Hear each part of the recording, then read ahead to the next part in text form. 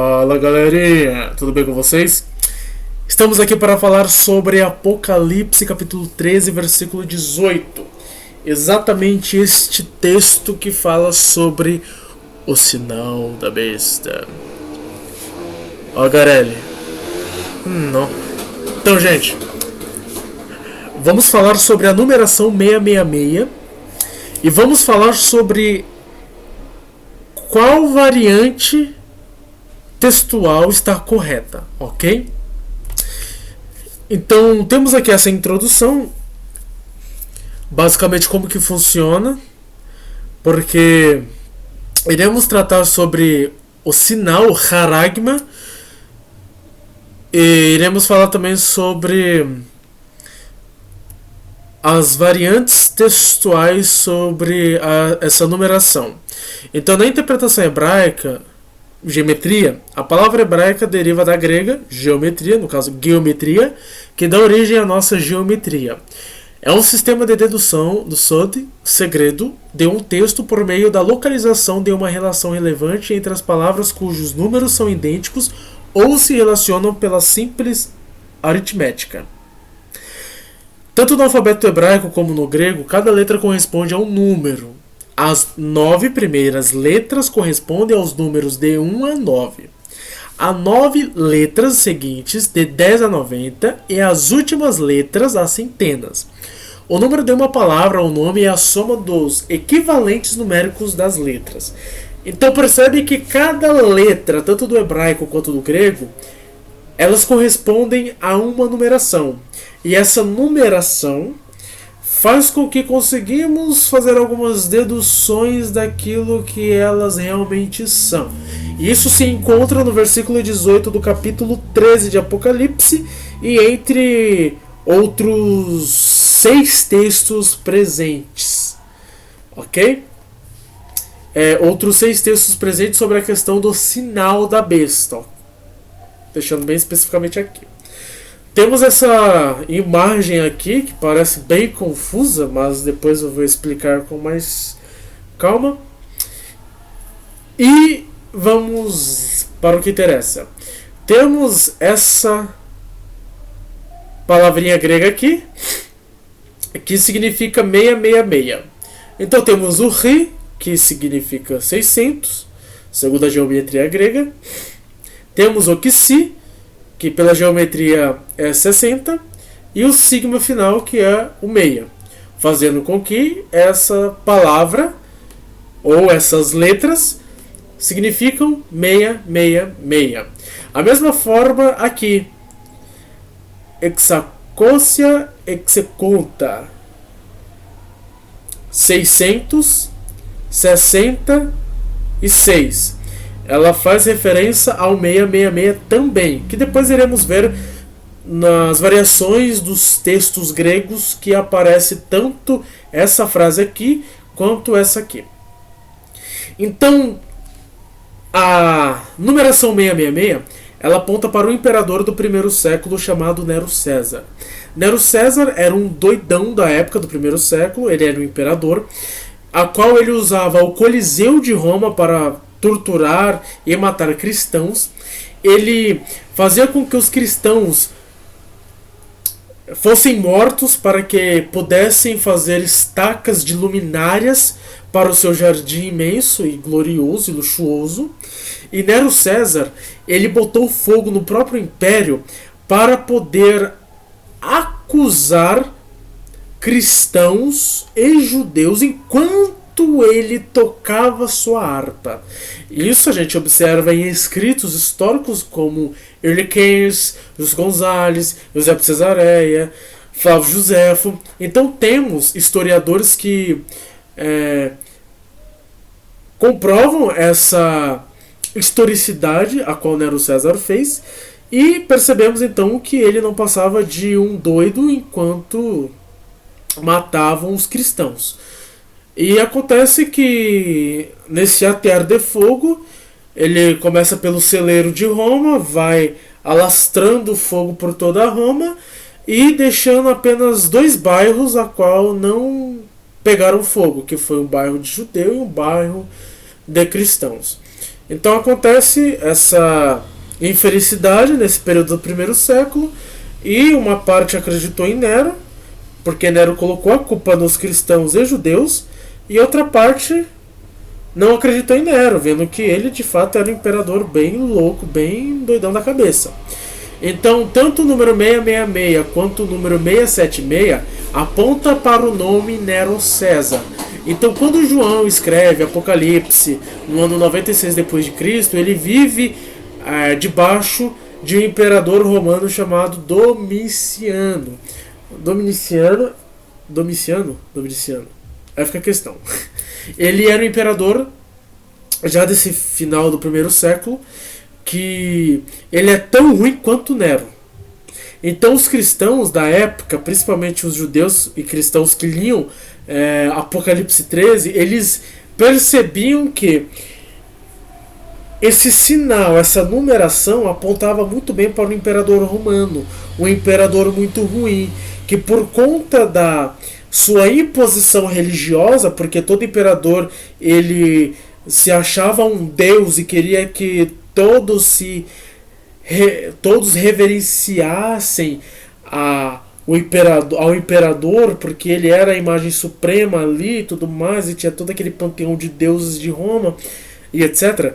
Então, por conta dos cristãos e judeus serem reservados na questão de reverenciamento a imagens esculpidas pelos deuses de Roma, principalmente do imperador, acontecia que o império, o próprio imperador, perseguia os cristãos, mandavam matar, mandavam torturá-los, e por conta da sua falsa religiosidade, eles falavam que os cristãos da época eram ateus, porque não adoravam imagens de escultura explícitas, ou seja, tudo aquilo que vemos, apalpamos, é a representação do nosso Deus.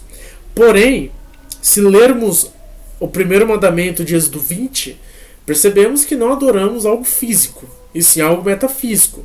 E Deus, como um ser metafísico, ele não deseja que façamos representações físicas daquilo que é o metafísico. Logo, não é para adorarmos isso, porque isso é um pecado, é uma transgressão da lei pré-estabelecida por ele mesmo. E por conta dessa perseguição, os imperadores faziam com que os cristãos que não adorassem ao imperador, eles passassem fome por conta que não estavam seguindo a religião de Roma. Então a religião, ela acaba afetando a economia. Isso é bem explícito no primeiro século, principalmente do imperador Domiciano. E isso é muito perceptível quando você lê comentário histórico-cultural, quando você lê um livro de história, e isso é presente. Mas enfim, temos algumas variações aqui também, ó, 666, 616, 646, 665 e 676. São algumas variantes textuais que eu achei em alguns livros, porém as mais famosas são 666, 616 e 676. Como vocês mesmos podem observar aqui. E aqui também. A variação 616, ela aponta para Gaio Calígula, segundo uma geometria pegando da língua latina. Aí dá em Gaio Calígula. Mas enfim, na geometria hebraica, se vocês pegarem a palavra Yod-He-Vav-He, ela dá essa numeração, 186. Então, todas as palavras, elas têm uma numeração. E essa numeração, ela pode apontar para um nome. Isso é interessante. E a minha fonte bibliográfica que eu mais usei foi essas aqui. Comentário histórico-cultural, principalmente do Novo Testamento, do Craig Keener. Comentário judaico do Novo Testamento. A quarta edição da Bíblia Grega, da Sociedade Bíblica do Brasil. Novo Testamento Interlinear, do Paulo Sérgio Gomes. O Léxico Semântico da Sociedade Bíblica do Brasil. E o léxico aqui da Vida Nova, ok? O pessoal de moto aqui tá achando que tá razão, mas enfim. Então o número, ele pode ser totalmente simbólico. O nome do Messias em grego, Jesus, soma 888. Vê-se o 7 como um número perfeito, e a repetição tripla simboliza o supremo absoluto, como em Isaías 6,3. Santo, santo, santo é o Senhor dos exércitos. Portanto, 888 quer dizer que Jesus está absoluta e totalmente além da perfeição, enquanto 666 representa que, em todos os aspectos, a besta fica aquém da perfeição, e por isso é absoluta e totalmente imperfeita e má. Então, o sinal da besta, 666, ela representa essa perfeição absoluta e total, imperfeita e má. Então não é algo bom, é algo ruim. Isso é importante observarmos. Aqui temos alguns textos em grego, e se vocês observarem, aquela variação aparece aqui, ó. 666, 666, 666, 666, 666, 666, 666, 666 e adivinha? 666. De todas essas variações, o que mais colabora é a numeração 666. Ela é contida na maioria dos manuscritos gregos. E vocês observam aí que grande parte das autoridades em grego usaram esses papiros, esses manuscritos que continham essa numeração 666, diferente de 616 ou 676, ok? Então, só para deixar claro, deixei essa imagem aqui para enfatizar que a numeração correta que podemos usar sem medo é 666, ok? Porém, quando chegamos nessa imagem aqui, aí eu vou causar algo polêmico. Muitos, principalmente pentecostais, acreditam, e neopentecostais, acreditam que a marca da besta, ou precisamente o sinal da besta, é um chip supremamente tecnológico que será implantado na mão direita ou na testa. Mas o que o comentário histórico-cultural ele diz sobre isso? Mas o texto pode estar simplesmente sugerindo uma marca simbólica de escravos, identificando o proprietário de determinada pessoa, Deus ou mundo. Participar da idolatria parecia ser, ao menos em alguma medida, quase uma necessidade econômica em muitas cidades da Ásia Menor. E João adverte que a discriminação comercial se tornaria ainda mais severa, bem como o risco de martírio seria ainda mais alto. Observe-se que o comentário histórico-cultural enfatiza essa ideia de que a religião, quando ela está posta sobre o poder estatal, faz com que isso afete a economia. Isso faz total sentido em Apocalipse 13, porque a besta ela é um império que surgirá no meio dos povos, das nações, e ela terá o poder político, militar e religioso, fazendo com que quem não adorar a besta não poderá vender ou comprar. Isso faz total sentido. E temos aqui um comentário totalmente imparcial. Entendeu? Temos aqui o comentário judaico do Novo Testamento, New Testament. A marca aponta para um período de controle totalitário por intermédio de elementos religiosos sobre a vida econômica. Olha que interessante. O comentário judaico do Novo Testamento também está em harmonia com o que o comentário histórico-cultural quer dizer. Agora vamos aprofundar mais ainda, vamos para o léxico. Uma tradução demasiadamente literal de a marca da besta, ou uma marca feita pela besta, a maneira mais satisfatória de indicar o relacionamento entre marca e besta é dizer uma marca indicando o relacionamento que se tem com a besta, ou uma marca de lealdade à besta, ou ainda uma marca do partido da besta. Vai vir os militantes aqui, aí vai ficar legal. Ah, cadê o petista? Cadê o bolsonarista? Não, gente, nenhum e nem outro é a marca da besta. Fiquem em paz. Fiquem em paz. A marca virá. Ela, na verdade, ela já tá posta, essa marca. É um sinal que front significa pensamentos e desejos. Mão significa ações. Uma pessoa que ela é altamente influenciável e não tem uma base fundamentada, concreta e calcada nas escrituras sagradas de modo coerente, verdadeiro e fidedigno, ela é levada por ventos de doutrinas. O que acontece é que o diabo cega o entendimento dessa pessoa, fazendo com que ela vá para uma outra religião e ela pode muito bem ir para uma outra religião que faz milagres. Se vocês observarem a segunda besta que sai do mar, que tem paralelo com Daniel 8, essa besta faz cair fogo do céu e ressuscitar mortos.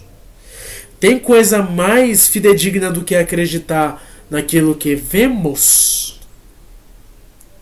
Sendo que, cientificamente falando, a ciência ela é observadora e tudo aquilo que é observável é questionável, e se é questionável tem como virar tese ou teoria? Agora imagina se vemos cair fogo do céu através de uma pessoa, de um ser, do que lá for, e a pessoa ressuscitar um morto. Será que não acreditaremos? Então, nesse caso aí, uma pessoa que não tem a sua vida calcada nas escrituras sagradas será levada por esse vento herético. E detalhe, ela terá pensamentos a qual irá levar ela a ser um seguidor partidário dessa besta, desse império, dessa política. Isso faz total sentido. Isso aqui não é teoria da conspiração. Isso aqui é a realidade escriturística. A marca não vai vir por um chip controlador, porque senão a salvação ficaria muito condicionada a tal ponto que quem está com a marca na mão poderia muito bem arrancar a mão fora. E não é assim que funciona. Porque a salvação ela vem no interior para o exterior. Por isso que há várias teorias conspiratórias desde o século XX. É a marca, é o código de barra, é o cartão da Visa, é o Pix. É o auxílio emergencial. É o auxílio emergencial. Não tem essa. Por isso é que eu afirmo, com base em tudo que foi dito até agora, com base em tudo que eu argumentei e fundamentei, o sinal vem de uma numeração 666 que aponta para alguém. Daí eu vou deixar vocês ficarem à vontade aí para poder pesquisar mais a fundo. E a marca é quando nos afiliamos a um conceito herético, satânico, bestial, de tudo aquilo que é contra Deus. Ok? Obrigado por estarem até aqui. Fique com Deus, tenha uma ótima semana e até o próximo vídeo.